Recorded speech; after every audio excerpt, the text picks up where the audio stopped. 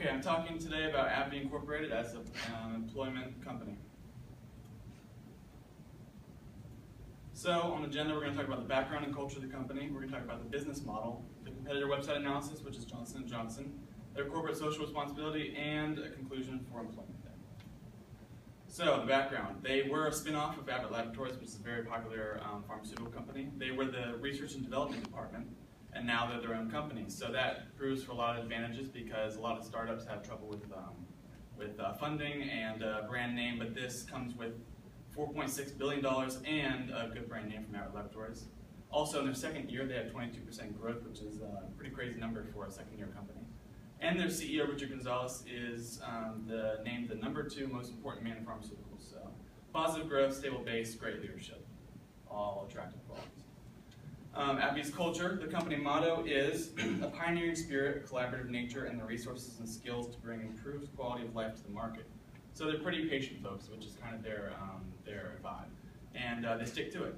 They have this new policy, clinical data safety reports. They're going to release basically these new transparent documents about their products, and the research that goes into it to kind of the patients to give them a more patient-company relationship. And a lot of the employee reviews I saw promoted a pro-life work balance, which is a very attractive quality to work there. They support that, and we'll find out later they're very heavily involved in community involvement. So that's clinical data safety sheet, and that's kind of what's going around to try and make it more transparent about the process. Abbvie's business models, they target hard-to-treat diseases, which is, you would think is a hard platform, but with that they create a smaller base but more dependency, so they treat diseases like HIV, hepatitis C, leukemia, cancer, and stuff like that. So they have to front these research and development costs, but as we'll see, they do a good job of that with creating a consumer-patient relationship. And recently they acquired a company called Pharmacyclics, which is a company that produces cancer drugs, and so it'll be a really good new addition to their company. They actually outbid Johnson & Johnson for it too, which is pretty surprising. So that's the stage development of the drug, and as you can see, it's pretty intensive and requires a lot of trials, money, research development, all that kind of things, but they've managed to do a good job about it. So website comparison, we're going to be looking at Johnson & Johnson. And we're going to look at the image, the logo, the exact color, and detail. So that's Johnson & Johnson website. As you can see, it's big, bright red. That's their color. That's their thing, and it kind of attracts you to it. So that's a good, positive quality Johnson & Johnson. But you can see these really bright blue links everywhere, and if you navigate the website, they're everywhere, and it's kind of obnoxious.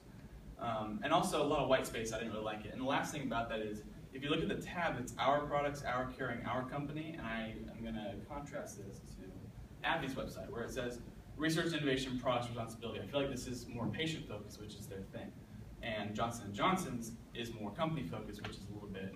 It's a little bit of a selfish platform, which I didn't really like too much. Also, Abbvie uses cooler colors, so it's kind of nicer on the eyes. But they do have a small logo, and that's kind of their detriment at this point, is they don't really promote their logo too much. So. Corporate social responsibility, that's their platform as seen in their brochure, and those are their 6 pillars. So we're going to talk about the Abbvie Foundation and the Transform Education as kind of the 2 main ones. So they're giving back $905 million in 2013. That is 1 year.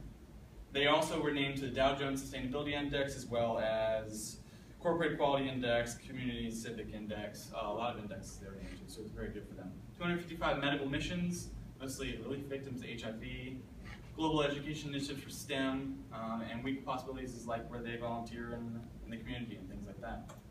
So as a conclusion, improving growth, positive employee reviews, a unique business model, and a good sense of responsibility all makes it attractive qualities. Any questions? Okay. Question? I've never even heard of them. How have you heard of them? I don't know. Great. Okay, I'll check that out. That's kind of my thing, I guess. I don't know.